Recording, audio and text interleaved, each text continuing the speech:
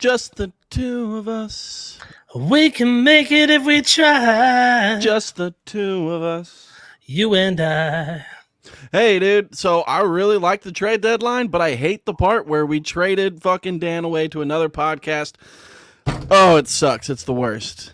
He gone. He gone, dude. He gone. We didn't even get any top prospects. We got nothing. Just you and me. We got a player to be named later. A player to be named later. And a bag of peanuts. Right. Well, that player to be named later is probably going to be Mandory. So, he'll be back.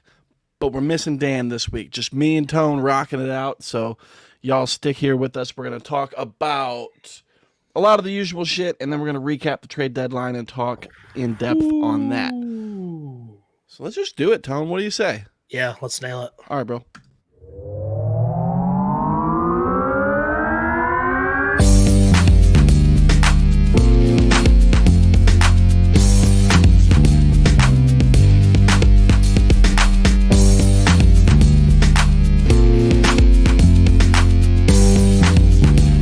You're listening to the Upper Decker Podcast.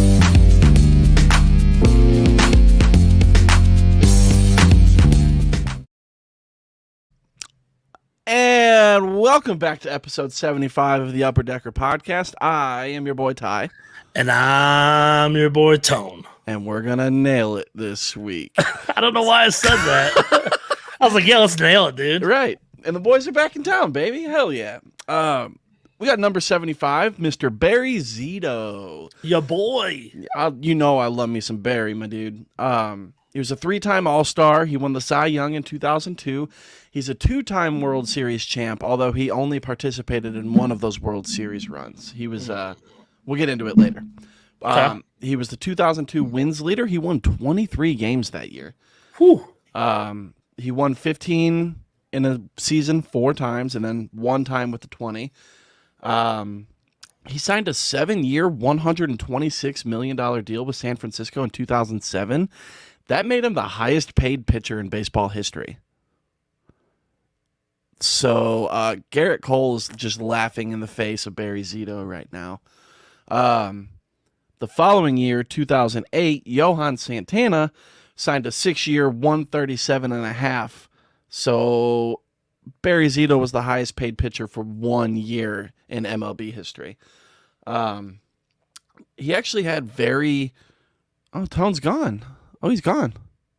There he is. Hey, baby boy. Hello. Sorry, I had a little technical difficulty. I had to All fix good, real brother. quick. All good. So he held the highest paid pitcher in MLB history for 1 year because Johan Santana passed him up in 2008 with his new deal with the Mets. But that don't last long. Yeah, that only came in at 6 years, 137. So Whew. Johan was the highest paid pitcher in 2008, and that's what he was making. It's crazy. Now we see Garrett Cole getting fucking 330 or whatever.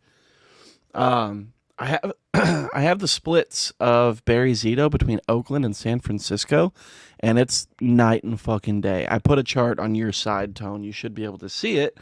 But he started 224 games in Oakland and 197 in San Francisco. So, not too far off, 27 extra starts in Oakland.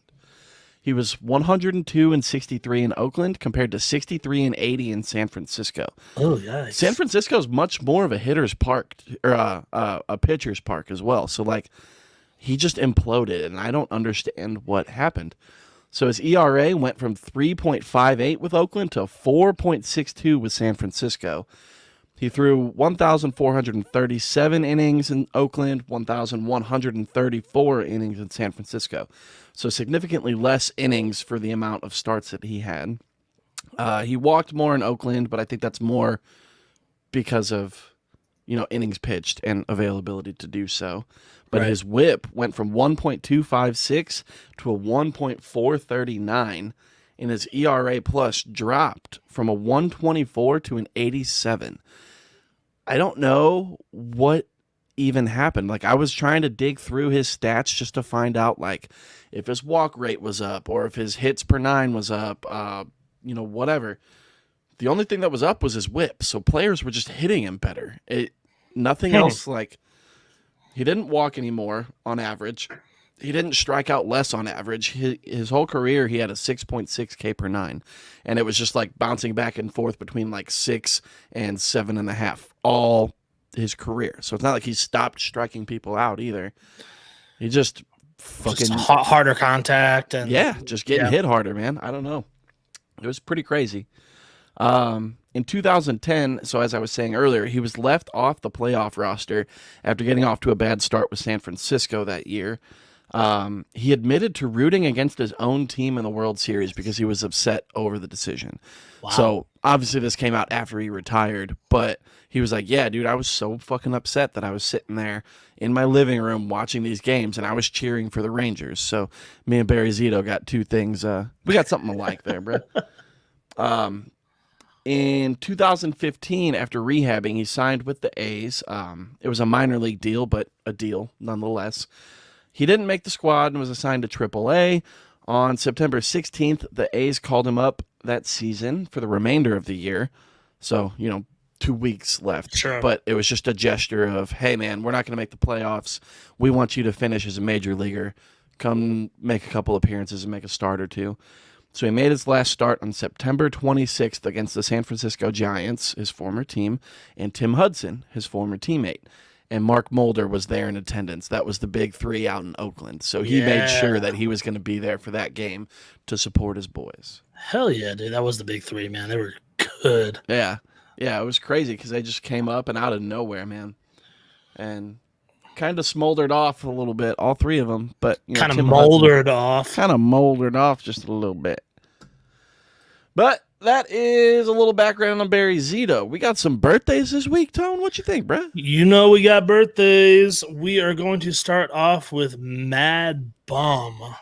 Madison Bumgarner is 32 this week. I feel like I say this every time we talk about him, but I always feel like he should be a little bit older than he actually is. Yeah, him and Kershaw being like 32 is the craziest thing to me. They've just been around a while, and I don't know. Mm-hmm. This is a former Barry Zito teammate as well.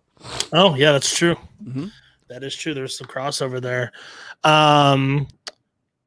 Looks like San Francisco was pretty good not to re-sign him. Mm-hmm. Since joining Arizona, he's gone 6-10 with a 5.43 ERA. Oof. His FIP isn't much better, 5.24. So it's not like he's just getting bad luck out there. He's just not pitching very well overall. Right. But I do love this. Baseball Reference on their bio at the top, they show their name and it shows like pronunciation of their name and it shows nickname. On Madison Bumgarner, it has alter ego and it says Mason Saunders. When you click on it, instead of an internal link, it takes you to like the article about Mason Saunders. That's so sick. Yeah. So apparently he's been roping since he was 15, which is just great. Mm-hmm. He has 3 World Series rings and holds an astonishing 0.25 ERA in 36 innings pitched in the World Series. Unreal. Absolutely incredible. I give him a lot of shit, but that's great. Dude, those World Series runs with him on the Giants was just unbelievable. Yeah. Yeah. Starting games, closing games. I think at one point he went like 36 scoreless innings or something. Just dumb, man. Fun fact, he is the first pitcher to homer off of Clayton Kershaw. This came in May of 2015. First time Clayton Kershaw allowed a homer to an opposing pitcher. And then speaking of hitting, in 2014, the year before, he hit a grand slam in the same game as his teammate, Buster Posey. It was the first time that both members of a battery hit slams in the same game, which is pretty cool. Yeah, kind of cool. I kind of like cringe at the whole pitchers who rake thing, but that's pretty neat. Yeah, you don't see that ever. I mean, pitchers, if they hit a grand slam, it's because they fucking close their eyes and wish. Right. Know? And then just the fact that it happened in the same game as Buster Posey, his battery mate, that's sick. And then speaking of things that don't happen very often anymore, he avoided the IL his first 8 seasons in the bigs until 2017 when he separated his shoulder in that dirt bike accident. Right? Yeah. Yep. So, but yeah, I mean, he's a workhorse. Like, he really is. So. Yeah. Good at riding a bull, not good at riding a bike, I guess, huh? That is true. Yeah. Probably shouldn't be doing either one. But Yeah, probably whatever. not. So Cool your jets, Mason. he probably is the reason that contracts are going to look a lot different in the future. Like, Yeah, okay, right. you can't do this. You can't do this. Mm-hmm. All right, man. Next birthday is Ooh. Roger Clemens, the wonderful yet controversial pitcher.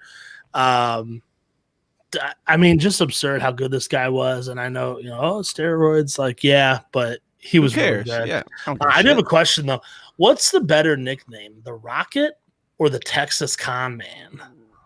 Ooh, God, I've never even heard the Texas I Con hadn't Man. either, but I mean, it's listed on his page. Like, I enjoy that a lot. I like that a lot. Yeah, I mean the Rocket's cool. Right, yeah, Roger Rocket's tight. Right. But come on, man. The Texas Texas Con Man, bro. Yeah, I'm a pretty big fan.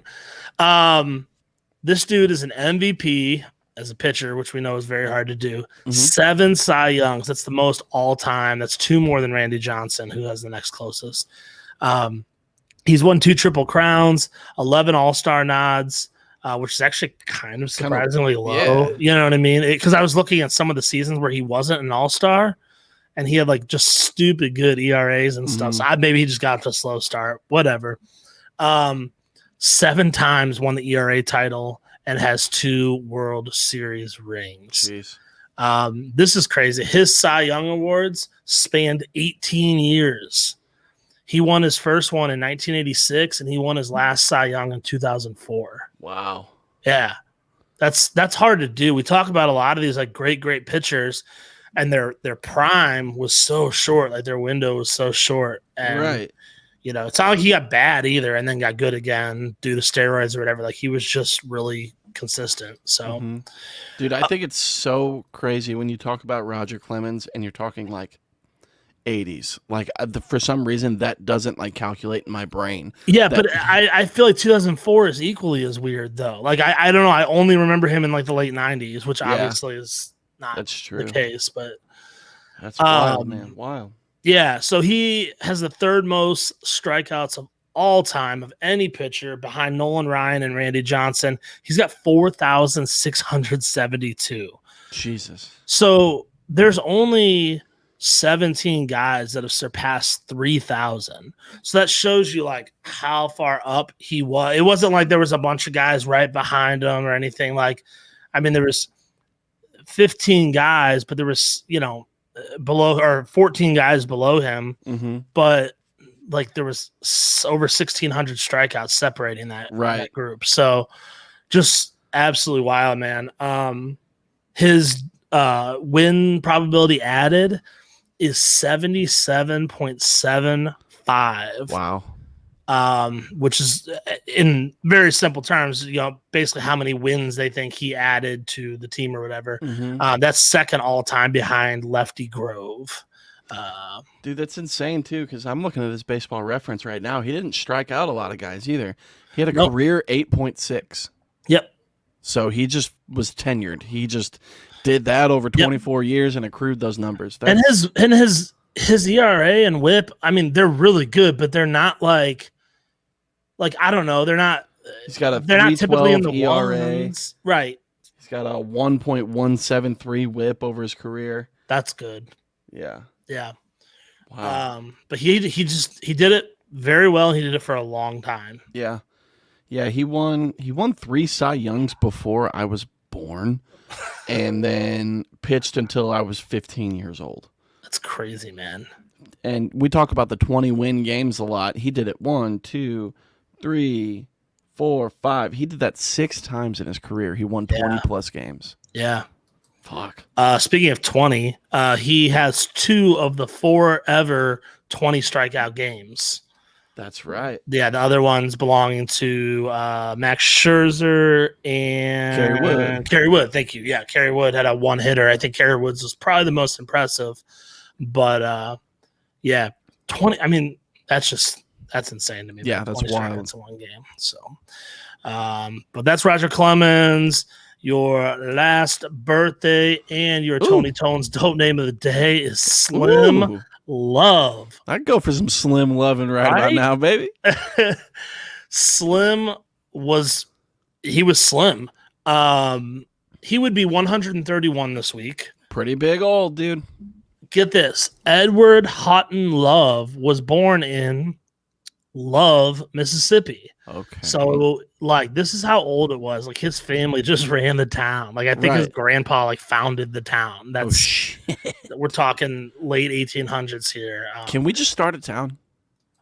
How does that work? Like, how do you there's do got to that be just like unclaimed area where it can be like, I established this as Thai Town. This is Thai Town. I like that. That's kind of cool, right? All right, let's do it. Thai and Tone Town. Tone Town. Thai Town. Those are awful names. He was a tall drink of water. He looks like it. He stood in at 6'7". Jesus. But only 195 pounds. Okay, so tall. I mean, I guess we see where his nickname came from. I get that. Yep. Even like for back then, dude, he's a giant because they were all fucking 5'2", fucking 84 pounds back then. Apparently, his dad was like 6'6" and his mom was like 6'3". Oof. Yeah. So, he pitched for the Washington Senators, the New York Yankees, and the Detroit Tigers. He finished with a career 28-21 record and a 3.04 ERA. The ERA looks good. It doesn't really tell, like, reading through his bio today, I mean, it seems like he was like that stereotypical like guy that had all the talent in the world and could never put it together. But I don't know. He wasn't letting up that many runs, it didn't seem like. So his 1916 season with the Yankees became a rough one after a freak injury when he tripped over railroad tracks. And then later that year battled malaria. So that's a very 1916 phrase to say. Right. Tripped over the train tracks and then had complications with malaria. It's like the only two ways you can get hurt in 1916, right? Yeah, I mean, or you get shot outside a saloon, or that's true. Whatever. Typhoid fever or something. Typhoid fever. Yeah, crazy shit. So the World War I draft was coming up, and it kind of put a threat to his career. But it turns out he was rejected from the army because he didn't weigh enough for his height.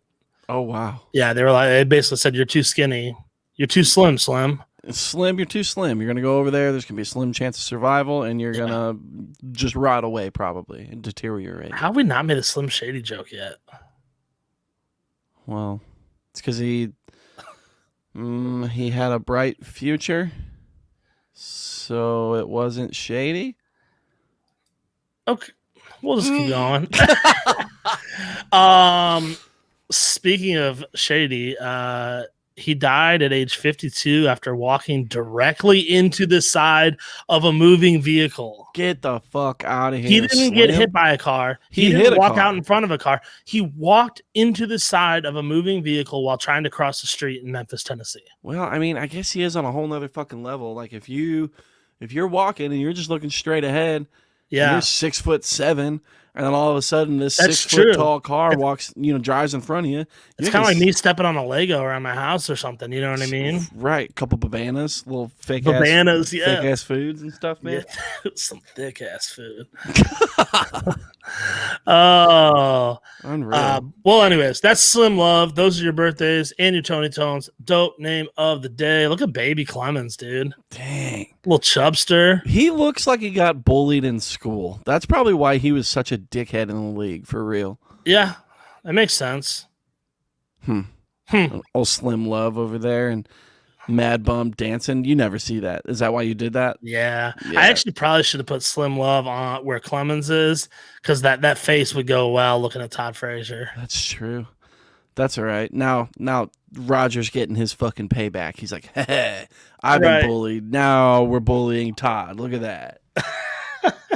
So sick. All right. All right, brother. Well, I appreciate you, sir. We got something to talk about here real quick before we get into Wheelhouse. While you guys are here, sign up to be a monthly contributor over at anchor.fm/upperdeckerpod/support. You can do $1, $5, $10 a month. All of that goes right back into the show. We buy new equipment, we buy new software, we learn this, we learn that, we figure it all out. We are, paying subscriptions here at StreamYard to be broadcasting live to whatever social media you are watching on right now. So it all just goes back into that. So we appreciate y'all. If you want to do a one-time thing, though, head over to PayPal, paypal.me/upperdeckerpod. Do a one-time donation. If you do $20 or more, I will wear or say whatever you want me to say or wear. Wear tutu and say, I was a bad girl. Give me $20, I'll do it. That's fine. I'm just not getting inappropriate out here, sir. No. I understand. Yeah. Can't get banned from Facebook again for, broadcasting live, so. Yep, that's a recurring trend for you. So I know, fucking dude. So, dude. Alrighty. Wheelhouse. We got who's hot and who's not. Tone, take it away, bro. You earned this. I earned it? Yeah. All right, Joey Votto's so hot, man. So Holy fucking shit. He just can't stop hitting home runs. 7 games straight with a dinger. Almost made it 8. Did you see that? Yeah, missed it by inches, dude. I mean, literal, like, people say, like, oh, he was inches away. Like, no, dude, this dude was like, literally inches. like, yeah, it was close.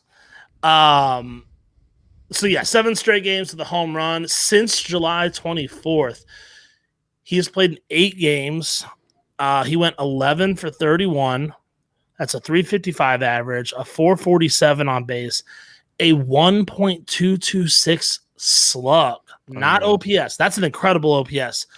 That's his slug. Right. His OPS was 1.673. He hit 9 total home runs, 15 ribs, 10 runs, was walked 6 times, plus an intentional walk. And that's all since July 24th. And I think they sat him on Sunday, too. Yeah, that's insane, bro. So, yeah, Fucking just 8 games, man. That's like Votto bangs, dude. Votto bangs. Votto bangs for sure. That's insane. Just put the whole team on his back. He was like, oh, Castellanos to the IL? I got you, fam. I'll just hit enough home runs for both of us. No big deal. Unreal, man. Crazy. Who else is hot, bud? Tampa Bay Rays. The Tampa Bay Rays are looking good, sir. They were pretty active at the trade deadline. I think we'll probably talk about that a little bit later on. But over the last week, they have moved into first place in the AL East, which I hate to say. They are 7-3 in their last 10, while Boston's 4-6. So not terrible, but just kind of a little bit of a skid here. Yeah. They are going to lose Glass now for the season. We'll get into that, but the reigning AL champs still look to be in decent shape for a pretty deep playoff run, most likely. I don't get it. I mean, I see there's obviously talent on the roster, right? But I just say the same thing year after year. I'm like, how do they do it? Like they don't have the funds or the talent that some of these other big teams have, and they just continue to be awesome. It's cool. I mean, imagine if like whatever scouting director is in Tampa or whatever scouts are in Tampa was in St. Louis with the payroll that you have here and that type of scouting, you guys would be fucking untouchable. Right. It's crazy that they can put up teams like this year after year. Right. All right, so let's talk about who's not hot real quick. Tone, go ahead, bro. Go right ahead. Kumar Rocker. Yikes, it's not necessarily that he's not hot, but they're unable to reach an agreement with the Mets. So he was just drafted by New York, 10th overall, just a couple weeks ago. So the Mets will receive a compensation pick next year, which comes at number 11 in the first round, I guess, because they were unable to reach an agreement with him. Right. They're concerned about his throwing elbow. According to Scott Boras, Rocker checks out as healthy to multiple prominent baseball orthopedic surgeons. So very Scott Boras-y thing to say. Very Scott Boras-y thing to say. I don't know, man. It's a confusing thing. I don't know enough about the business side, but I wonder like why didn't they know about this pre-draft? Right. That's my biggest question is why didn't you know pre-draft? Yeah, why don't you know pre-draft? And also, they apparently never made an offer. So yeah, I don't think that like if you find something that you're upset with, you think you can talk to this fucking guy and be like, hey, I know what your slot's worth, but like we're seeing this. We're kind of concerned about it, and I think if you can plead your case to the MLB, like that's just what it becomes. That's what it is. You know, you're taking a risk. You're taking a gamble on this person. I know that there's the slot value or whatever you have to pay these guys, but I don't know how that works with, you know, injury or like medical reports and shit. But sure, yeah. If he does, if Boris isn't lying and he does check out okay to, you know, more than one other baseball fucking surgeon or doctor or whatever the fuck, I don't understand the Mets side of all of this. Why no offer was made? You didn't know before this, and you just back off. I don't think the Mets should automatically just be given that number 11. I don't know. I feel like there needs to be like a little bit of an investigation or something, not to make a bigger deal out of it than it already is, right? But something weird is going on. I feel absolutely. Like. But I don't know. And then Steve Cohen, the owner of the Mets, he tweeted. He tweets everything all the time, which I love. You know, but I'll quote him here. He said, "Education time. Baseball draft picks are worth up to 5 times their slot value to clubs. I never shy away from investments that can make me that type of return." So he's basically saying, like, at least this is how I take it. He's telling the public and the fans, you don't know the whole story, because trust me, I wouldn't just pass up on a opportunity to make money off of a player. Exactly. Yeah, he's like, I think that's exactly what he's saying. He's saying if I invest X into this guy, I should get 5X, you know, by the time he's done with us. Right. And if I'm not making that, then I'm not going to fucking invest in it. Like, I don't risk it. Right. So he doesn't think that Kumar, quote unquote, is worth whatever the slot value was just because of his medical reports and shit. Sure. So, who knows, man? I guess we'll find out more. But I did see that Kumar is not going to go back to Vanderbilt. He's going to work out on his own and prepare for the 2022 draft. So, yeah, I don't know, like, if I have an opinion on whether that's the right way to do it or not. But I mean, you're missing the competition. But he's a big enough name. I'm sure he can get some very, very high level personnel working with him. Like people that are already in the baseball world and know other players. Right. Maybe I'm sure he could still even go back to Vandy and just work out with them and just not pitch this season. You know? Right. But I think in turn, that kind of hurts his draft stock next year. He's going to drop. They're not going to be, you know, hasn't pitched in live games in a year. Right. You know, so he's not going to go first round next year, I don't think. It'll fall back quite a bit. Yeah. So we'll see. I know we did, but you saw the old Rockies did not trade Trevor Story, and you saw that he's pretty fucking PO'd about it. Yeah, huh? dude, he is not happy with. I mean, he wasn't happy with the Rockies in general beforehand, but I mean, I know he came out and said he was confused. He was like, I don't know what they're doing. Basically, he's almost word for word what he said, but he was big mad, dude. He pulled himself from the lineup on Friday, just out of frustration with the club. So, you know, with that being what it is, you know, he had to go to. Is it Bud Black out there in Colorado? I forget who's out there. But he was, you know, the manager even has to understand it then, because if Trevor Story came up to him and was like, "Bro, I can't play today. I'm fucking pissed." Right. And is it Bud? Is that what you're nodding? Bud. Yeah. So if he went up to Bud and was like, "Bro, I can't play today. Like I'm pissed about this. We cannot do this." And Bud's like, "I get it, bro. Take a seat. We'll figure something else out. We'll get somebody else in here today." Like, you know that there's a flaw in the system at that point. That's not good, man. Also, I would also go by Bud if my name was Harry Black. Harry Black, bro. Jesus, unreal. We're just gonna leave that for what it is and move right along. What's your name?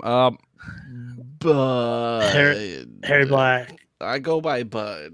All right, man. Bro. Go ahead. Oh, I was just gonna say we got some injuries to talk about, my guy. Yeah, we do. Unfortunately, get into it. Let's just fucking fly through them because nobody wants to hear about this. Yeah, I'm tired of saying this one. Steven Strasburg. I don't know, dude. I don't even know how to say that. Thoracic outlet surgery. Jurassic outlet surgery. Yep. Yeah. On New Bar Island. Same surgery as Matt Harvey, Phil Hughes, Chris Carpenter, and others. I mean, the big question is this the beginning of the end for Steven Strasburg? It might be, honestly, because I was reading into it. I've been like somewhat intrigued about, thoracic outlet syndrome. Yeah. Because there's a lot of guys that try to make comebacks after it and just physically cannot do it. So Matt Harvey is actually like an exception to it. He's not doing well, but he's back and he's pitching and he's similar to like velocity and arm slot and shit from before. That doesn't tend to happen. Usually these guys have to completely recreate what they've been doing, as professional pitchers their career. Yeah. So it's a nerve issue, bro. Like it's a nerve bundle in their neck that gets pinched and fucked, and they have to relearn how to throw after they get this all released and loosened up in there. So it is not looking good for Mr. Strasburg, boy. No, he's 33, but What? Did you think he was older? No, he's older than Mad Bum and Kershaw. Mm-hmm.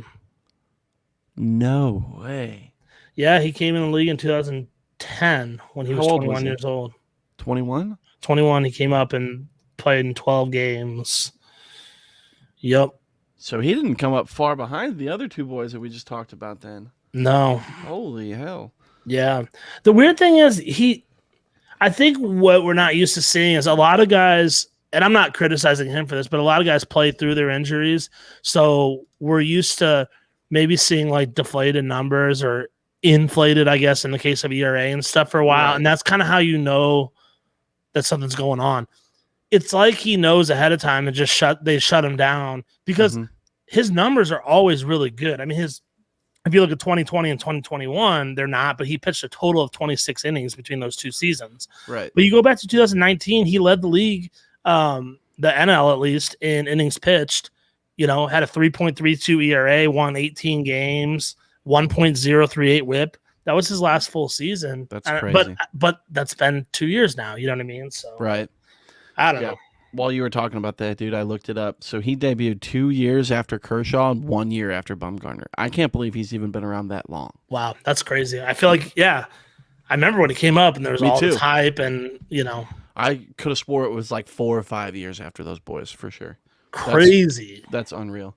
Well, my boy, I know Strasburg's your boy. Here's my boy also going down for the season and probably all of next year. Tyler Glass now finally decides to have Tommy John surgery. Yeah. So you hate seeing that. You hate seeing it delayed so much too. We talk about that a lot here, but it's just bro, how fucking long do we have to do this shit? Like, I understand you're trying to rehab it, trying to avoid it, trying to get back, but how often does that actually fucking work? Just do it. Just fucking do it. It never works, and it's delaying the inevitable. And what it does is, I feel like they're like, it's a long-term thing. So what's a month? Well, a month could be the difference in him coming back next season and getting a few starts in before the playoffs. Right. So it's important. You know what I mean? Every I don't know. It's like managers that don't worry about like the games early in the season. Like they count just as much. You know what I mean? So I mean, even if he comes back at like exactly a year, he's going to come back in August of 2022. Yeah. Have August, September playoffs.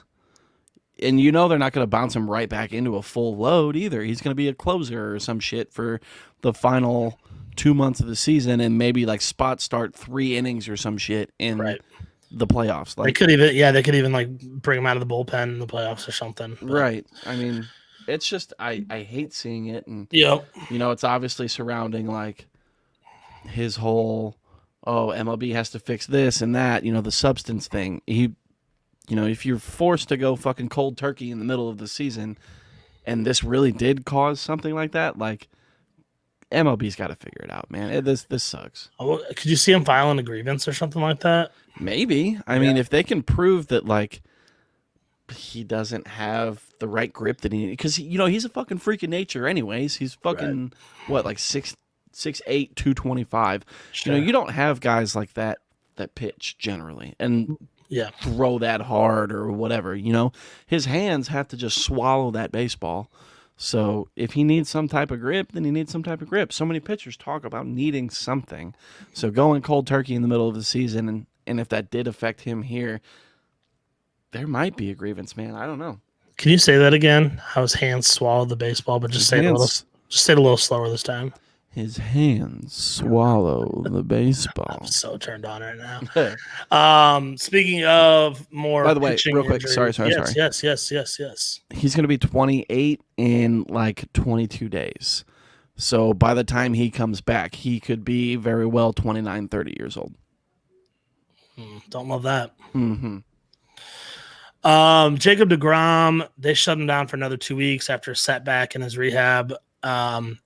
I don't even know all the details of what specifically is going on with him at this point, but I don't think anybody does, man. It's just, which I guess is fine if they want to be hush hush about it. But man, it's just, he's just one of those guys you want to see play. Mm-hmm. So yeah, it's crazy. Speaking of guys you want to see play, Fernando Tatis has left shoulder inflammation after a weird dive into third base.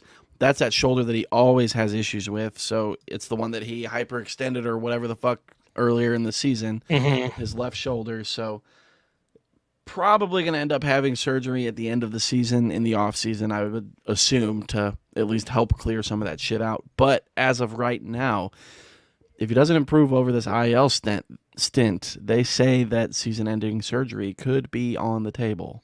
Yeah. It sounds like he's going to get off-season surgery no matter what. Yeah, you have to at this point. Right. I think he's just grinding out, which good for him, I guess. Yeah. You know, it's good to see him perform and do that type of stuff and actually like try to throw the team on his back and stay out there. But at the same time, like, bro, you did just sign like a huge fucking contract. You've got to take care of yourself because you're so young. This shit's going to keep going and lingering forever. Yeah. Don't let that be like a wasted investment for your fucking team, which I don't think it will be, but still. Keeping on the Padres here, it's a good thing they have like 27 starting pitchers because Chris Paddock is on the 10-day IL now with a left oblique injury. Right. You mean like what, their sixth starter now after he was their ace 2 years ago? Yeah, it's unreal, man. But, you know, still a valuable asset for them. You hate to see it, but. Speaking of that, I think, you know, one of the last centerpieces up there in Minnesota, old boy, is getting down Taylor Rogers to the IL, I believe, with left finger tendonitis or some type of tendon injury. They're not really clarifying so much what it is, but they said it potentially could be season ending. So it's a bummer. Yeah, we'll have to see what old boy does up there. Hopefully he stays healthy and gives the Twins at least something to look forward to because they are pretty garbage. So yeah, they're not doing well at all. He's arbitration eligible next year. Yeah, shut him down, man. I mean, you know what I mean? If it's going to save him, because the Twins aren't, we're going to get into it a little bit, but the Twins aren't far removed from a turnaround though. Right. Like they're not in as bad a shape as the Cubs and some other teams. So yeah, they could sign a couple people this offseason and be right back in the thick of it. Right. So yeah, I think you want a healthy Taylor Rogers next season for sure. Yep. So. Let him have whatever surgery or whatever he needs. Let him rest. Come back full and healthy next season. Give him a little Napski, you know? Little Napskis, bro. All right, my guy. We got the craziest trade deadline that's ever existed in human history. I mean, quite literally. Like 10 guys from the All-Star game were traded. Right. It's absolutely unreal, the talent that just moved. But we're going to try to break it down. Yeah, we're going to get into it as good as we can here. So let's start. I broke it down by division. Okay. So we've got AL East, AL Central, AL West, followed by National League in the same order. So let's go ahead. We've got the Yankees first off. The Yankees went out and made moves. They bopping, man. Dude, they bopping. They went ahead. They grabbed Joey Gallo, which love it. I also love it. Sad for me. Love it, though. I'm hoping to see a Joey Gallo return to Texas, or at least get out of fucking New York because you need a beard, my guy. You don't look great up there, homie. Yeah, they got to get rid of that stupid. It's so dumb, man. It's so dumb. And then he's up there playing with former teammate Rougned Odor, which is kind of tight because they're pretty close buddies. Yeah. The Yankees also traded for Anthony Rizzo, which made a splash, and Andrew Heaney from the Angels. So they're getting a little more pitching depth. You know, it was technically the Angels' ace. So second starter behind Ohtani, right? Yeah. But he's been the Angels' ace for 7 years now. That's sad. So Yeah, pretty good for the Yankees. I think it's good moves all around. Yeah. Do you think it's enough to make a playoff push? Yeah, I think it is. I don't know. Like, they're one of those teams that you look at and you say, like, they're built for success. I'm not saying they're built to be the best team in baseball, but they're built to be very much a contender. They've just been underperforming. You know what I mean? And at some point, just by even happenstance, like, that has to, switch around a little bit. Sure. I'm looking at the wild card standings now. They're only 2.5 games out. Yeah, so. they're right there. They just need to score more runs, and guys like Gallo and Rizzo are going to help them do that. Sure. I think they're dead. If I remember from looking earlier, I think they're dead even as far as their run differential. They are. So I think other than Toronto, I believe every other team that's outside of a wild card spot or a division has a negative run differential. So they're set. They're already, even how they've been playing, they're set up to be better than most of those teams. That's true. So top of my head, I would have said maybe too little, too late. But looking at it now, knowing that they're only 2.5 out, there's a very plausible chance that they get into the playoffs and make something happen, especially if Stanton, Judge, and Voit are all healthy. Yeah, you've got those three: Gallo, Rizzo, Gary Sanchez. What the fuck, bro? That's a juggernaut team. That reminds me of what was it, 2 seasons ago or whatever, when they were breaking records for all the home runs. And, right. I think it was 2019. But I if I'm gonna give the Yankees a grade, it's at least a B. I like what they did. So. For sure. Well, speaking of B's, go ahead and talk about your BJs, dog. Ooh, my BJs. The Blue Jays. I like what they did. They paid a price for what they did, for sure. But they got Brad Hand from Washington. Right. They got Jose Barrios from Minnesota, and they got is it Joakim Soria? I think it's Joaquim. Joaquim Soria, thank you. He's been around forever, and I never know learned the pronunciation. They got him from Arizona. So for Hand, they gave up AAA catcher Riley Adams. That's just a great win-win trade. The Blue Jays traded from a deep position. They had a lot of catchers, and they acquired something that they needed, which was pitching. And then the Jose Barrios one, I really need them to do well and get in the playoffs this year, and have Jose Barrios be one of the reasons, because they gave up the number 16 overall prospect, not just it was their number 1, I think, but number 16 in MLB, Austin Martin. God bless his flow. It's just stunning. And number 68 overall, Simeon Woods Richardson. So they gave up a lot of talent to get Jose Barrios. Some people were criticizing because they gave up more to get Barrios than the Dodgers gave up to get Scherzer and Turner. Right. Different situations, and whatever, but it is what it is. So, but good for them. They're making moves. So I agree, man. Like you said, they went out and they got what they needed. So they're not, a team that was selling just to sell or acquiring just for depth or whatever. They were addressing weaknesses. Yeah. So. And I wanted to point, I'm pulling it back up here, bear with me, but I wanted to point out one thing, too. We were just talking about the wild card standings. We were talking about the Yankees. Toronto's right behind them. They're 4 games out of a wild card spot. Right. 6-4 in their last 10, which is fine. But we were talking about that run differential. They have a plus 104 run differential. Correct. So they're scoring significantly more runs. Their expected win-loss record right now is 62-41. Wow. But they're actually only 54-49. So they're 8 wins behind where they should be based on how many runs they're scoring and allowing. They're the only team not leading their division in the AL, or not, excluding the 3 division leaders and the 2 wild card spots. They're the only remaining team with a positive run differential at all. Right. And it's by a lot. Their run differential is 6th overall. Yes. In all of baseball? All of baseball. Yeah, all of baseball. So they're doing the right thing. And you just got George Springer back. He's been crushing the ball. We'll talk about that more. And, you made these acquisitions. Robbie Ray's pitching really well. Mm-hmm. They look good, and I am very much. I was actually telling our other co-host Dan separately a couple of days ago, but I could see them being one of those teams that just goes on like a freakish tear in September or something like that, and just wins 12 in a row or something, and all of a sudden they're, ready for the playoffs. So I agree. So the last AL East team we're going to talk about here is the Red Sox. They're also in the thick of all of this. They acquired Hansel Robles from Minnesota and Kyle Schwarber from Washington. So it looks like they're going to ask Schwarber to learn first base on the fly, seeing as JD is the DH and Verdugo's in left. So he's only played one game at first base in 10 years. I know that there's a little skepticism there, but worst case scenario, honestly, you throw Verdugo in right, you throw Schwarber in left, and put JD at first, and then you can DH Dahlbeck or some shit. They can make it work. They have the depth out there.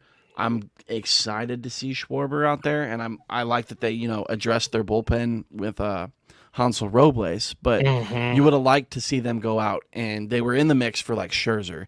You would have liked to see something like that, or Barrios, or Kimbrel. They needed pitching big time. Their offense is not terrible, so I don't know why they would really need a Schwarber, but glad they got him. Yeah. I don't think they did quite enough, sir. Yeah, I'd agree with that. So let's talk about that. Let's just sum up the AL East real quick. Who's your pick? Give me one winner from the AL East. I think Toronto won, man. Yeah. I like the moves that they made. I know that the Yankees made the biggest splashes with a Gallo and Rizzo or whatever, but I think Toronto addressed the exact needs that they had on their team to make it deeper into the playoffs. So they went out and they got a big name starter. They went out and they got a little bit of bullpen help. They did exactly what they needed to do. So that's why I give them the win there. Okay. Yeah.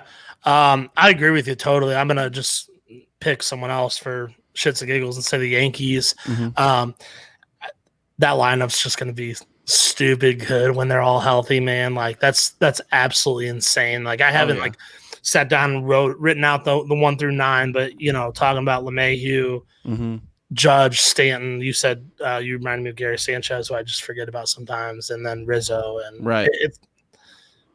it's gonna be nasty. Who lost the AL East? I think we can both agree here and say it's Boston, man. Yeah, I know that Tampa was in the thick of a lot of moves and stuff. They moved Rich Hill earlier in the year, or whatever, a couple weeks ago, and they sent off Diego Castillo to Seattle, which looks okay because the Rangers just walked off on him twice, 2 games in a row. They probably could have done more, but at the same time, they're such a good team like we talked about, so who cares? I think Boston has the most to lose, so that's why I put them as losers, because they didn't really go out to get a starting pitcher or whatever to kind of solidify their stance there in the division. Yeah, I know you picked them to do very well and I think win the division, but I think we can all agree they were probably playing a little bit better than their roster should allow them to,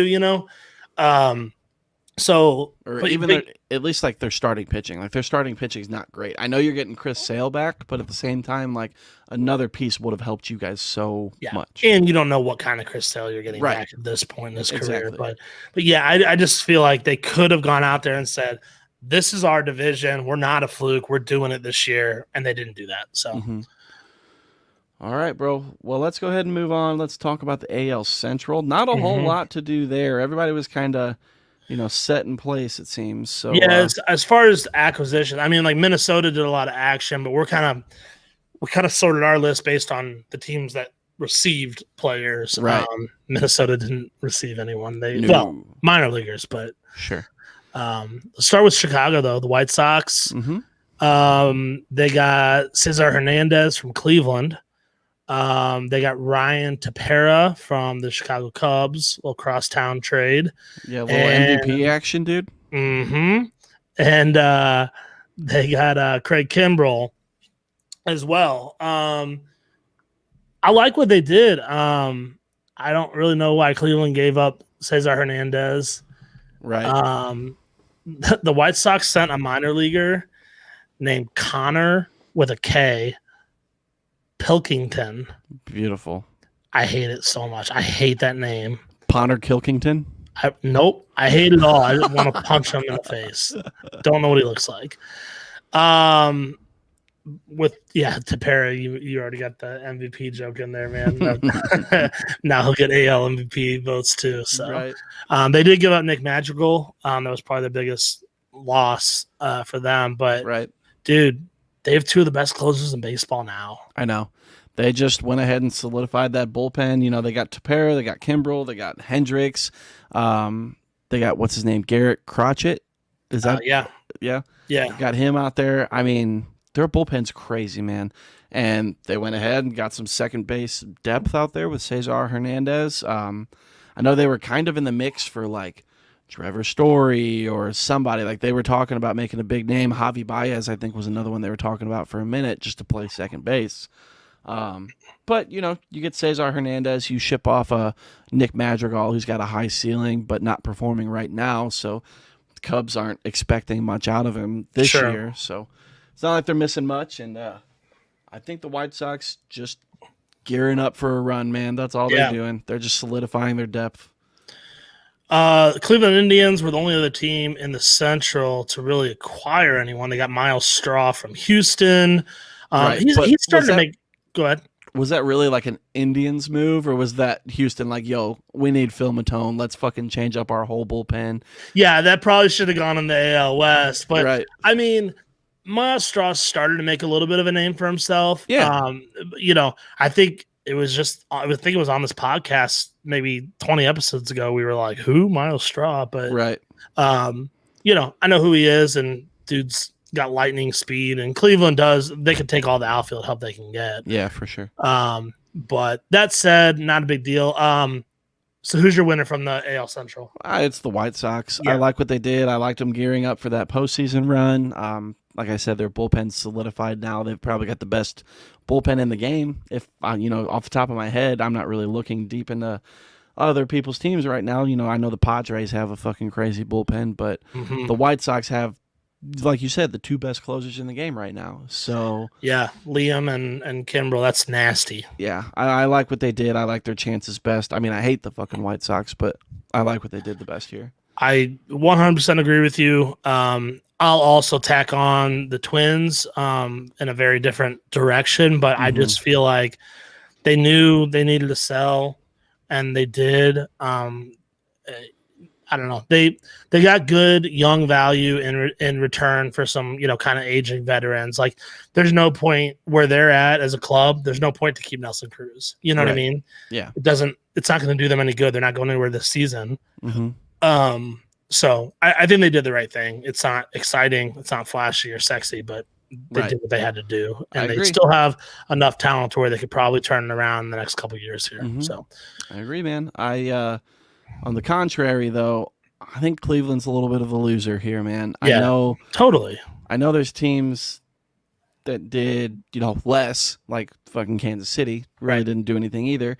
But Cleveland still has pieces to ship out. You have pieces to, you know, go one way or the other. If you're going all in, go all in. If you're gonna sell off some guys, sell them all off. Let's go. Just fucking start the rebuild. You've got Jose Ramirez. You've got Bieber, Plesac, whoever. Ship them. Yeah. Ship them. Tristan McKenzie, get something. Yeah. You know, it's crazy. Yeah, I don't get it. I agree with you. They're probably the biggest loser from the AL Central. I'm just tired of talking about them because they're like one of my teams. So I went with Kansas City. You know, they've fallen to 16 games back in the Central and 13 and a half back in the wild card. So I think they should have been more aggressive at the deadline selling wise. They did get rid of a few. They got rid of Jorge Soler, Danny Duffy are the two that come to mind. But I would have gone even guys that you have under contract for a few years. Like, I know we were high on them earlier, but they're not doing well. And I think they need to like do another big turnaround. Well, I mean, there's, like you were saying, there's a lot of guys they could have shipped, like a Carlos Santana to a contender.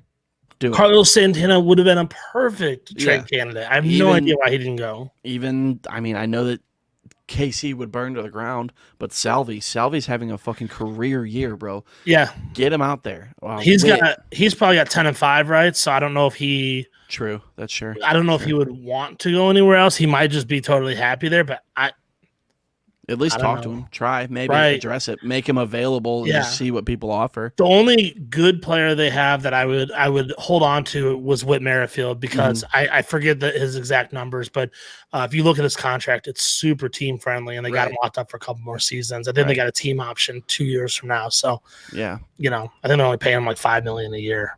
So, but. Well, that's that then. Let's move on to the West. Let's talk about the Athletics here. They did make some moves. I like it. I like it a lot. They did. Yeah. So they went out and they got a bullpen piece in Andrew Chafin from the Cubs. We were kind of updating this as we went, man. The Cubs this was before they completely imploded too. We're like, oh, Andrew Chafin, gone. And then, 2 days later, Baez, Bryant, Rizzo, fucking the whole gang catching. Did you think they were all going to go? I thought maybe. I thought like the big three. I thought there was a very good chance, but once Rizzo was gone and he was the first one to go, I was like, oh yeah, they're gone for sure. Did Rizzo feel the most Cub-like to you? Like, you know what I mean? Like that one, that would almost hurt me to watch him. It leave. very much so did. Like I watched him, walking around on the field and like taking pictures in the ivy and shit. Like I know it's good for him, but I was just like, bro, no, you gotta fucking stay, man. Right. Shit. Yeah. So Chafin went to the A's. Funny thing is, he tweeted out, apparently A's fans helped him find a boat to live in for the rest of the season. Yeah. So there's that. He's Chafin. Like, I just want to live on a boat. Help me. I think he said I think there was a prize too, like free jersey or free tickets or something like that to anybody that helps you like find a good deal on a boat to live on the rest of the year. Hell yeah, it's beautiful. They also acquired Starling Marte from Miami. They did give up Mr. Jesus Lizard, so I don't know how I feel about this trade just yet. I like it from Miami's side, obviously, but Oakland, I'm a little leery of it.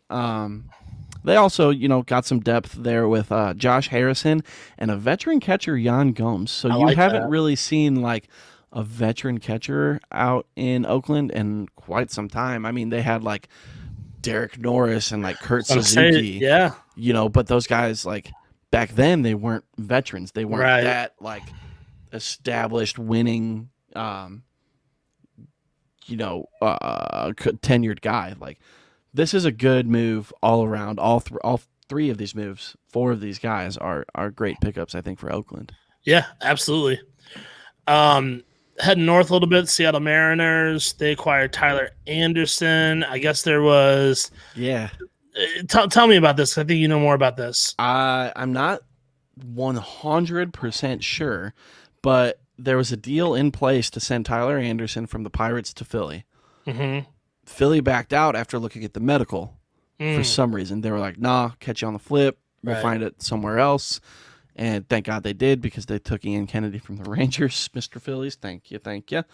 But it was like mere minutes after that deal fell through. Seattle was like, all right, yeah, we'll take him. Bring him. I don't even care. Bring him. Let's go.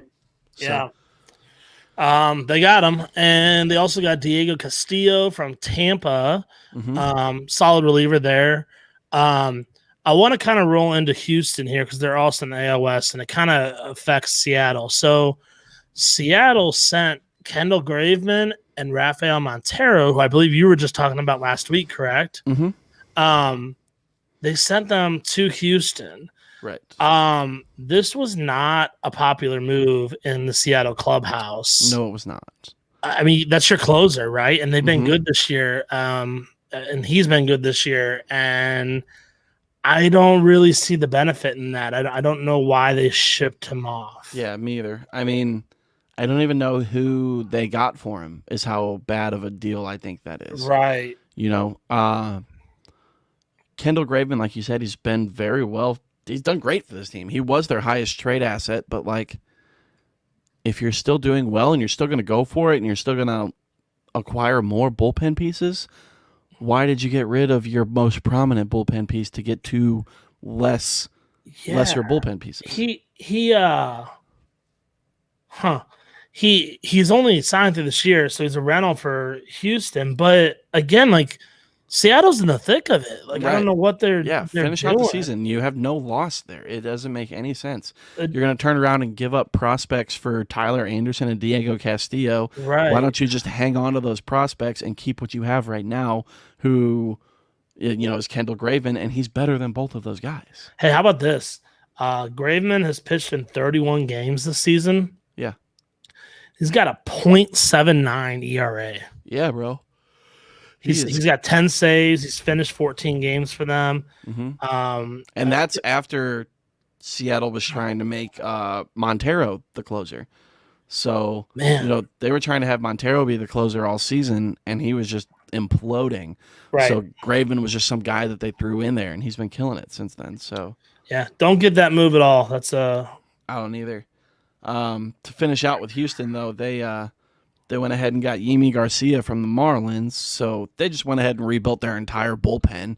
Right. So there's that, because they got, as we talked about earlier, they got Phil Matone from the Indians too. So that's 4 guys in your bullpen that are brand new as of 3 days ago. That's wild. Good for them. I hate Houston, but good for them. What else was I gonna say? Did you see the video of Graveman being interviewed? No. Dude, you'll have to look it up after this. You guys watching, you'll have to look it up. So he was being interviewed because Seattle was playing Houston. They were in Seattle. Oh. So he just changed dugouts. He was like, I warmed up in Seattle's bullpen. They talked to me in the clubhouse, and I went and changed jerseys and went to the Houston bullpen. Wow. So he showed up that day as a Mariner, warmed up as a Mariner, left as an Astro. And they were interviewing him. They're like, how do you feel about this? He's like, yeah, I mean, it's cool to go to a contender. Like, this is awesome for me. Like, I'm excited, but like, I'm a person who likes to build things from the ground up. Like, I like to see things all the way through. And he starts to get pretty fucking emotional for real. He's like, we were building something special here, and I enjoyed being a part of it. And, he's like, no disrespect, no shot to Houston, whatever, but this is what I wanted. I wanted to be here in Seattle. I wanted to win something here with Seattle. I wanted to be part of the team that made the playoffs and broke that drought. Yeah, I don't love that, man. That's weird. I understand. Weird deal. Yeah, I understand baseball's a business, but at times like this, that's not even a good business move. So and also I don't remember his name, but Seattle's owner or whatever, after we found out all that stuff over this past year with him, you're already gonna look at every one of their moves and be like, man, what are you doing here? Like, right. So I'm already skeptical of the ownership group, but sure. All right, bro. Who do you think won? All right, I'm gonna say Oakland won, man. I love that they're going for it right now. Definitely hurts losing old Jesus Lizard, but I think adding Starling Marte might be one of the more underrated moves at the deadline. Right. I agree, bro. It could end up being like a really solid move because Marte's been great for years. Like, he got MVP votes in fucking Pittsburgh. So I know that's a little bit far and removed, but like, he could turn it around and just have the hottest second half ever and carry that team potentially. I agree with you on Oakland. I do. I like that they added the depth and like the veteran presence for playoffs, like I talked about earlier. I'm going to go Texas, and I know I'm kind of biased there, but I love the return that they got for the guys that they did ship off. Yeah. So, they sent off Joey Gallo and another pitcher whose name's escaping me at this point. But they got 4 pretty good prospects from the Yankees for that. Granted, they're like all middle infielders, which we have fucking plethora of for some reason, but they're all like highly ranked. Like the top 10 prospects for the Rangers, I think 8 of them are new from these trades. Okay. So they've completely bolstered their That's farm awesome, system. Man. It's great. And they got Spencer Howard from the Phillies, who I know you weren't real familiar with when we were talking the other day. Right. But that's a great pickup, I think. And not to mention with the Rangers just drafting Leiter, dude. Like their rotation in like 3 years. Yeah. I'm already wet about it. They're on the right path for sure. It's exciting to me. I know teams are hesitant to do the whole like the full out rebuild because to a casual fan or an average fan, it is frustrating and there's not much to go to the ballpark for. But I don't know. To us, man, it's kind of fun to watch a rebuild. You know? I like everything that they did. I was a little upset seeing Gallo go, but with that being said, like the return and everything there, and he loves it in Texas. Who's to say he's not going to come back? Sure. So, yeah. you know, we might see him again in 2023 in Texas, and that might be when they're starting to turn everything around again. That'd be cool. Wouldn't that be fucking tight, man? That'd be cool. Who do you think lost? Seattle, man. I mean, just for the simple reason, like, you don't piss off your players and ruin the clubhouse chemistry when you're 6 games over 500 and 3.5 out of a wild card spot. I get it, man. Just kind of ruins the whole chemistry there, huh, bro? Yep. I think I agree with you, but I think the Angels are pretty big losers here too. Like, yeah. What are you even doing anymore? Because it's been so many years, year in and year out, where you're on the bubble of doing something, and all it takes is one more piece here, get rid of this piece here, whatever. But they just always tend to kind of just fucking stay stagnant. So I know that they traded Heaney, but what does it even fucking do for you right now? You have the greatest player of our generation. I know he's injured, but just overall though, right? You have him. You have now the most exciting player that we've ever seen. Mm-hmm. And then, you know, you sign a big name free agent like Rendon, you know, last year, whatever. But like, I mean, you've got guys like David Fletcher, who's going to get like MVP votes this year too, right? And then you've got 2 young prospects in Jared Walsh and Brandon, the one that looks like Jesus, Brandon Marsh. You know, they've got those 2 guys. But you don't have pitching, and you've never had pitching. Right. So why are you trading off your only good starter? It doesn't make sense. Yeah, I don't understand. It doesn't make sense at all. Man. They're just fucking sitting idle, and they're not getting anything for what they do have. Like, right. I don't understand, man. But let's move on to the National League now. We're going to start in the East, and your boy's about to get excited. I'll tell you what. Yeah, take it away, dude. The Braves addressed their needs, good buddy. It may not be, you know, a power-hitting third baseman, but the way that Austin Riley's been doing, not upset. He's been... I'm so excited for this Braves team right now. Me too, man. You know, you got guys like fucking shit. What's his name? Marcelo Ozuna doing dumb shit. You've got him who's not going to play with you probably the rest of the season. Right. You lose Acuna for the rest of the season. You know you need outfield help. So they go out and they get outfield help. They got Eddie Rosario. They got Eddie Rosario. They got Adam Duvall, and they got Jorge Soler. Boppers. All boppers, dude. And they got not on trade deadline day, but they got Jock as well. Exactly. Yeah. Which, dude, Jock's another Cub that's gone. They traded fucking like 9 big names. Yeah. Also, crazy. Before I forget, the other thing I really like, not only did they, address their outfield needs, but if the the designated hitter comes to the National League next year, they are in a perfect spot for that. This is true, man. With old Soler, dude. Is that what you're talking about? I mean, with anyone, you can mix and match. Put Soler, you could absolutely DH Soler. You could DH Duvall. Whoever needs a break that day, Rosario. Right. They've got a lot of options now for not having one of the most exciting players in the world. Right. True. Shit, I lost my spot. I'm so sorry, Tone. Forgive me. That's all right. So Richard Rodriguez, maybe. Yeah, we got Richard. Say it again. What's his name? Richard Rodriguez. They got Richard Rodriguez from Pittsburgh for Bryce Wilson and Ricky DeVito. That's Danny DeVito. Danny. Sorry, my bad, dog. The Penguin. I do hate to see Bryce Wilson go, yeah. But he hasn't been much this season. I know that I kind of fell in love with him last playoffs because he came in that spot start. I think that's one that you and me went to a fucking bar and we were just watching and I was panicking in the middle of nowhere. Yeah. And he just pulled this game out of his ass and it was beautiful. So I hate seeing him go to Pittsburgh. Yeah. But I love everything that the Braves did. You know, you've got an outfield of Eddie Rosario, Duvall, Jock, and Jorge Soler now. So how can I even be upset? Yeah, and with the Bryce Wilson thing, I mean, I'm with you. I was high on him, and I still think there's some uncovered talent there. Mm-hmm. But you're also talking about a guy. He's been in the league for 4 years now. Briefly, just but he's the played, guy that gets called up and sent down. And called up and sent down. He's only played in 22 games over 4 years, but he's been up several times and he's got a 5.45 ERA. Right. So I don't know.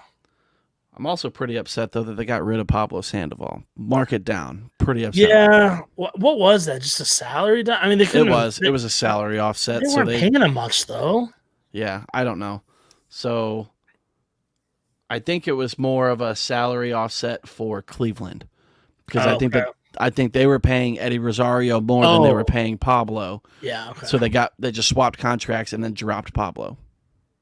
So they saved whatever. But I don't get it.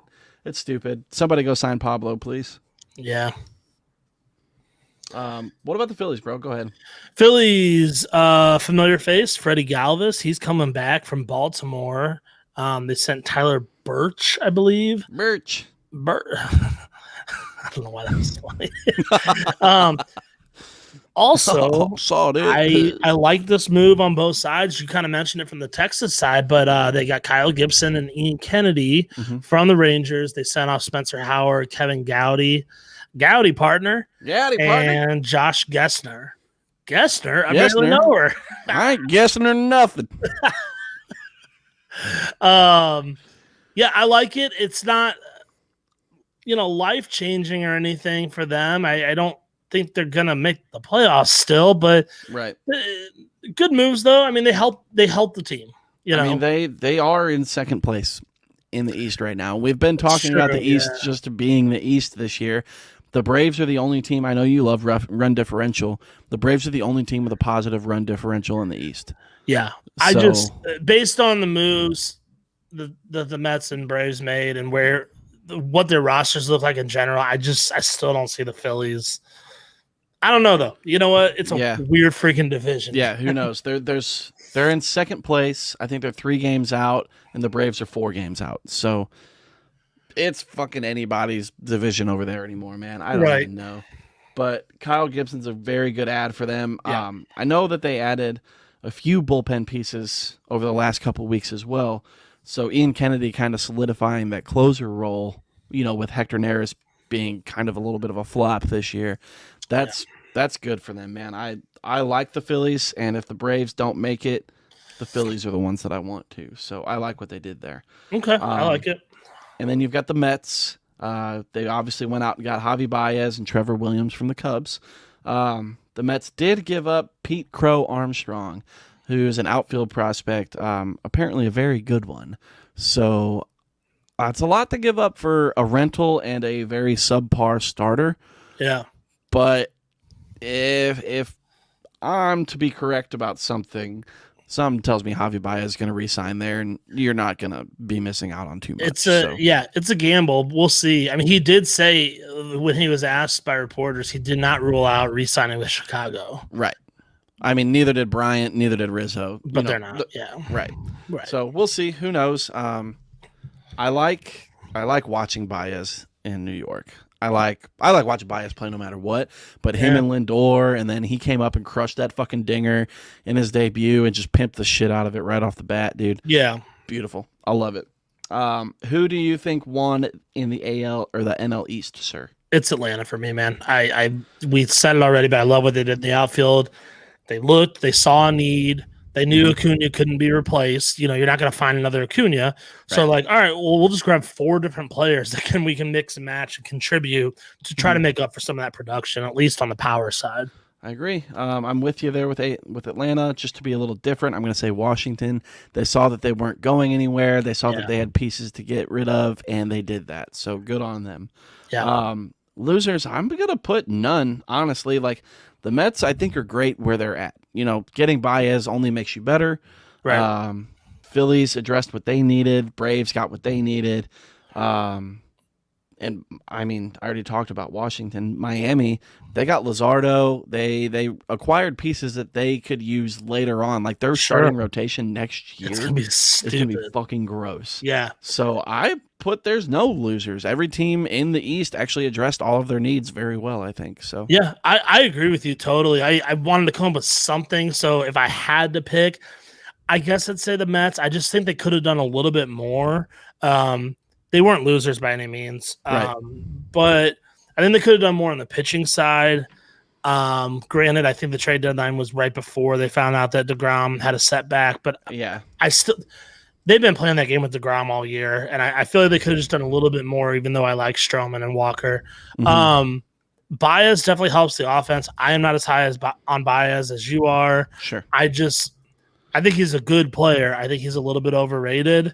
I do too. I also think Frankie Lindor is a little bit overrated. Right. On paper, it looks good, and like they're gonna have a bunch of hype around that middle infield. Right. It's sexy. I just don't know how productive it's gonna be.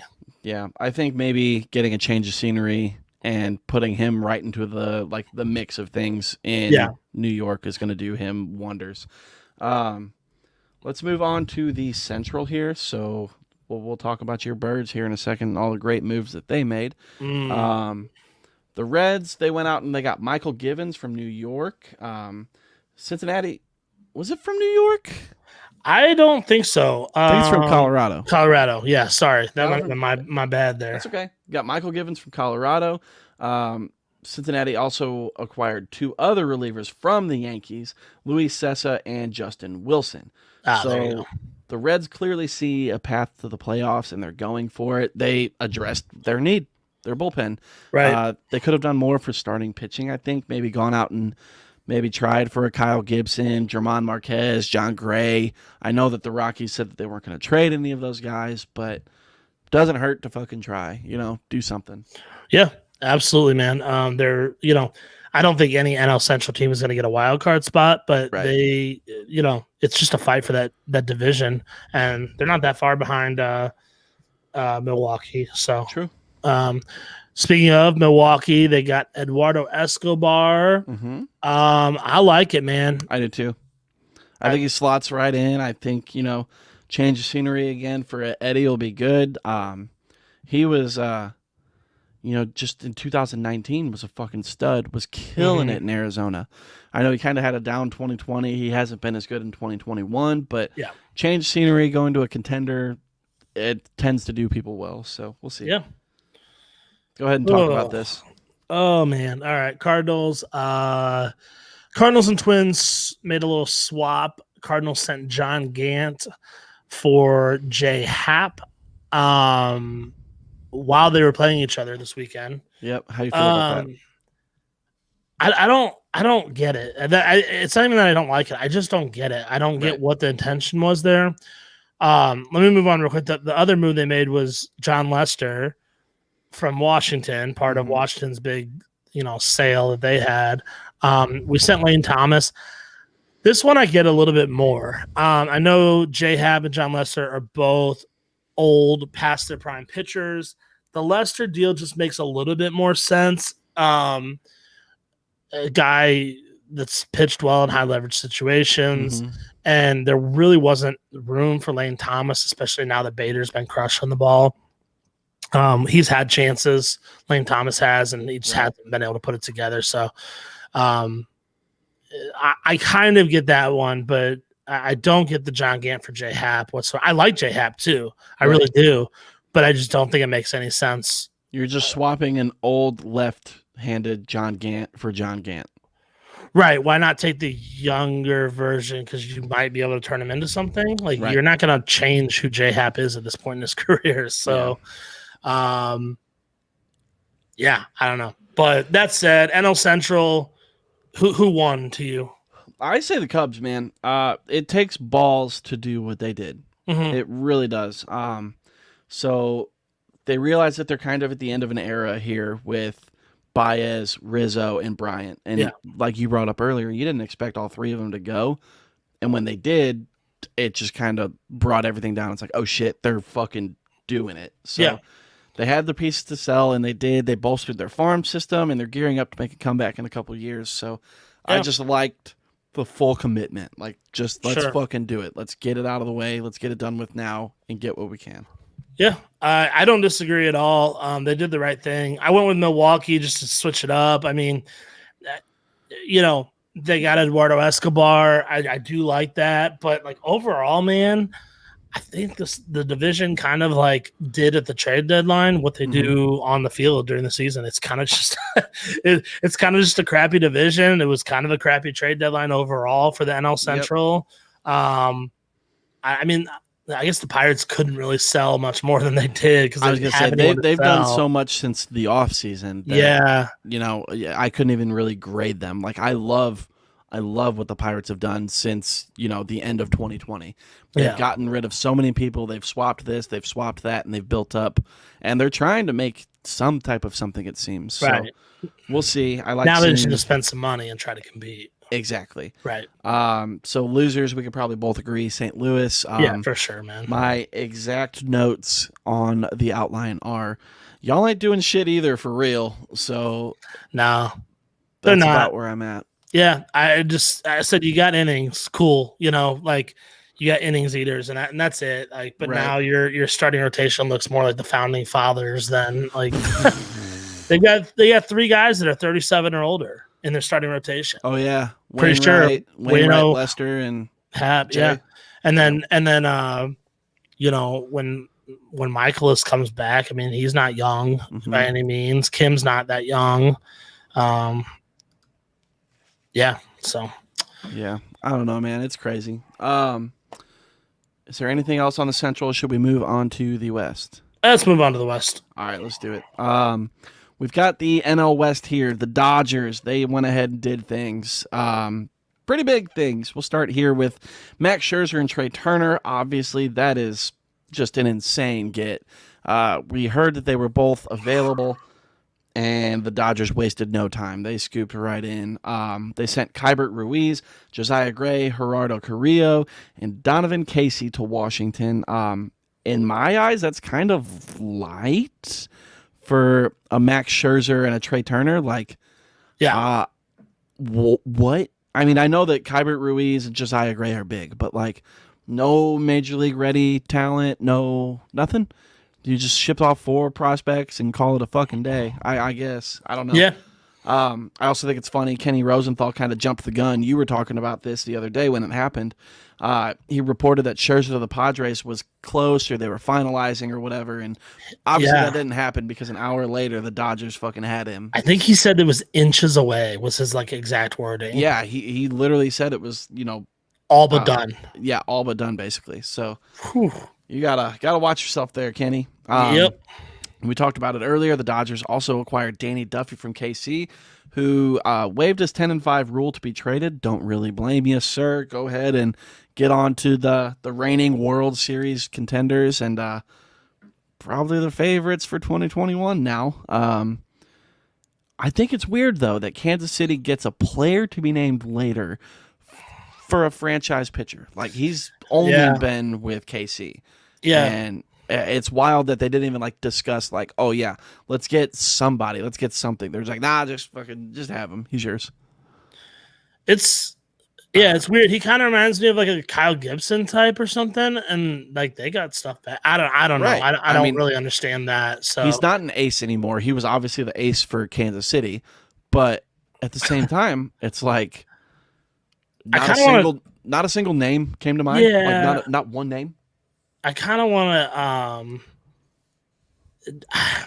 I don't know. I just want to, I wonder why these teams are like, it seems like they're like allowing the Dodgers to just take them. Yeah. You know what I mean? Yeah. I don't know, brother. So that's that. The Padres, had a little one. They got Jake Marisnick, so a little bit of outfield depth. And then the Giants scored big, got old handsome KB from Chicago. Yeah, I love that. I love that too, man. He looks so good in orange. I hate the Giants, and I don't know. I just can't stand it. But he looks good out there. Did you see the video of him crying when he found out? Happy tears. Oh, yep. Poor man. Yep. All right. So who won? Go for it. My winner is the Dodgers. You got, well, I'm gonna change it. I'm gonna say the big three out there in the NL West. All three of them. The Dodgers got Scherzer and Turner. San Francisco got Chris Bryant and Tony Watson again, and San Diego got Adam Frazier and Daniel Hudson. I just think it was already a super exciting 3-team race, and it just got even better. So I agree. Awesome. I went ahead and I just put the Dodgers. Right. I mean, Max Scherzer and Trey Turner, bro. They won. What the fuck? Losers, we can still agree on this one, bro. Colorado, what the fuck are we doing, man? Yeah, I don't get it. That's it. I just don't understand. I don't even have like an attempt to reason what they're doing. My exact notes are, still got Story and Gray, huh? Okay. Right. Like, you talk about it all year, talk about trading one or both of them, and then it gets down to the trade deadline, and you're like, wait a second, I think we're not going to do that. Right. What the fuck? What are you doing, dude? Yeah. Unreal. I don't know.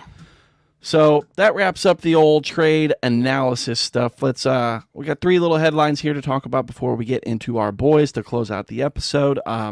This is labeled under cool stuff, but this isn't really cool. Terry Franco stepping down as manager to focus on health. So good that he noticed, like, yo, this is what I need to do. Like, Yeah. we're not going anywhere this year. You guys are going to do fine without me. I need to get my shit together. So Sure. good on you, Terry. Keep it together, Tito. Best of luck. Yep. All 3 of the big Cubs traded away that we've been talking about, Rizzo, Baez, and Bryant, all homer in their debut for the new teams. So I thought that was kind of tight to watch. And then Hector Santiago went ahead and you may know this name, very popular, first man to be banned for foreign substance. Got a 10-game suspension for that. And right when he comes back, 80-game suspension for PEDs. So this motherfucker just stayed cheating out there in Seattle, bro. Big cheater. Dude. That's unreal. He's just finding any way that he can just to get out there and fucking cheat, bro. Crazy. He loves it. Tell his wife to watch out, bro. Right. Unreal. Oh, man. All right, doggy dog. You ready to do some boys, bro? Boys. I hate how that sounded. I can't say that. Oh, all right, yeah, don't say that. Let's talk about our boys. So all right. Dan's here. Let's rip him actually in just a second. So Dan chose Pete Alonso. You chose Jerry Rano. And I took Manny Machado. How'd that work? You know. We'll get there. We'll get there. Okay. Let's talk shit on Dan.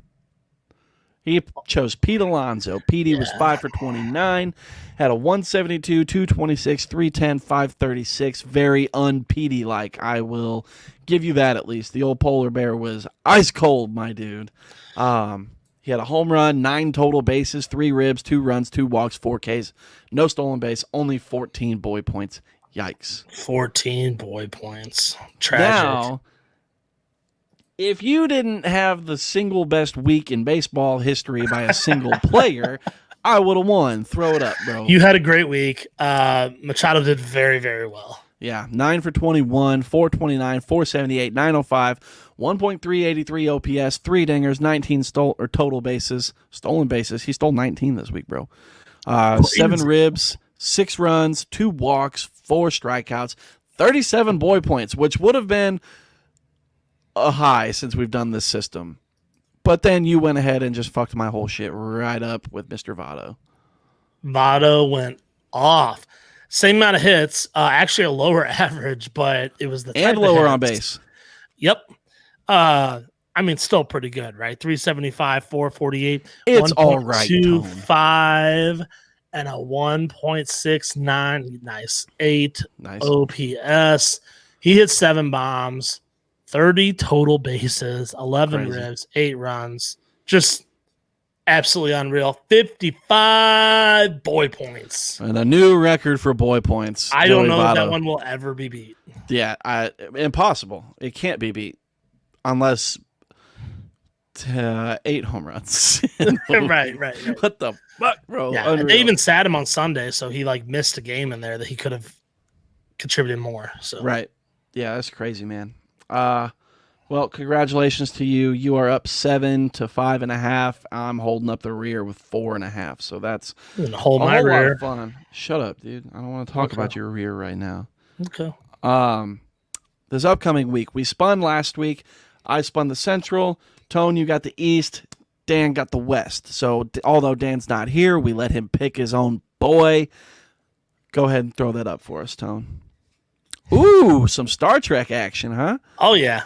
Man, I love Star Wars. Is that Chewbacca? I should have said Star Wars. So many people would be so mad. Yeah. So Dan chose Mookie Betts. Good pick, sir. He's due for a bounce back. You know, I mean, it's just August, and we haven't seen Mookie be Mookie. So right. Hopefully, for Dan's sake, it happens this week. But yeah, we'll see. I came in second. I had the Central. I chose Jose Abreu, reigning AL MVP.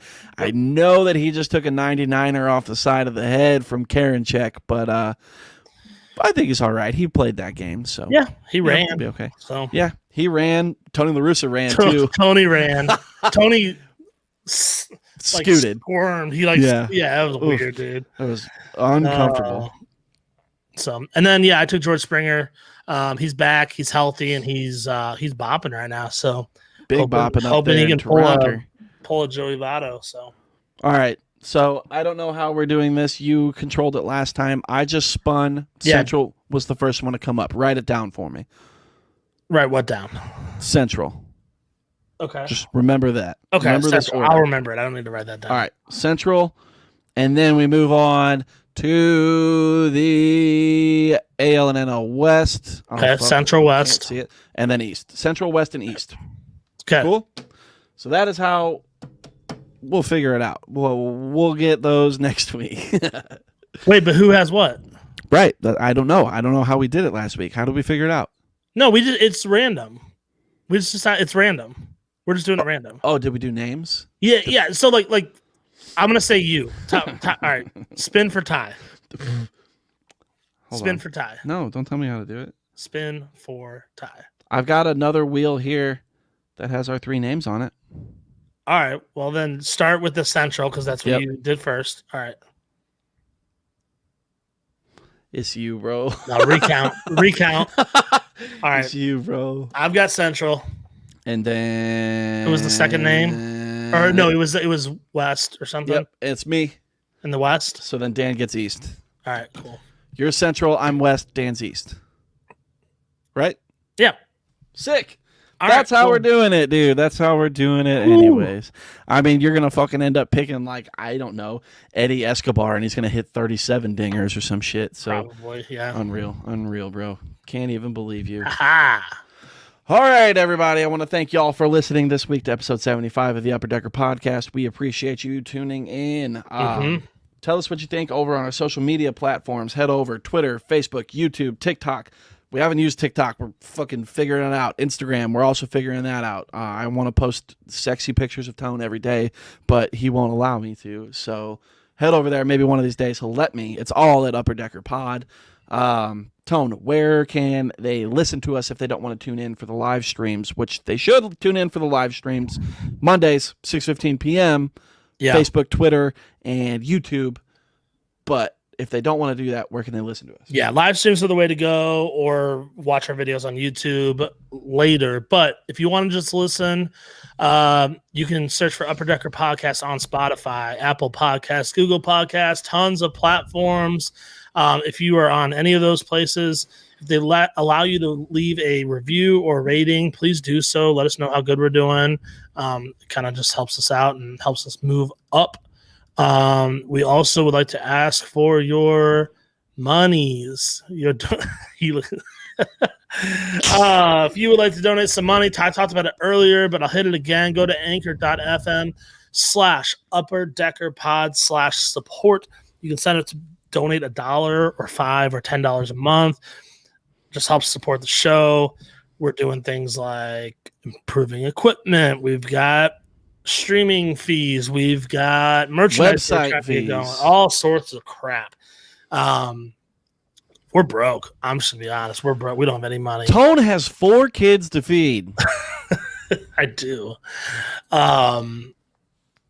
So we appreciate any and all support in whichever way you can do it. Yeah, and if you can't do the monthly donations, head on over to PayPal and do a one-time. We'll just get we'll get Tone on a little meal plan, a little one-timer. Pay me, paypal.me. Oh, shit. Fuck. I'm going to start over. PayPal.me/UpperDeckerPod to do a one-time donation. Send any amount of money. Help feed Tone's kids. They're hungry. I've seen them. They're hungry. Elliot eats fake food in the basement. She got a whole fake kitchen. Babanas. So please do that. Any little bit helps. We super appreciate you guys for tuning in and listening. Again, the reviews and the ratings are a big thing too. So even if you can't afford to give us money, no big deal. We get it. We dumped into this head first. We know what we were getting into. So if you can't do monetary things, go give us a review. That helps a lot. It gets us noticed by other people, and then other people can give us money. We can stop asking you every week. Also, if you're here and you're hanging out and you're bored afterwards, upperdeckerpod.com is up and going. Dan has worked very hard, very frivolous to get that up. Go check it out. There's merch on there. He's also working on putting up like blogs or articles or whatever. So he promised us one article since he missed tonight. So keep a lookout for that. It should be up on the interwebs by the end of the week, hopefully. If not, then fucking tweet at him at dmori88 and tell him he's a liar, and we'll go from there. Okay. Cool. Deal. Well, with that being said, let's go ahead and end it here. We appreciate you guys for tuning in. Dude. Catch you next week on the Upper Decker Podcast for episode 76.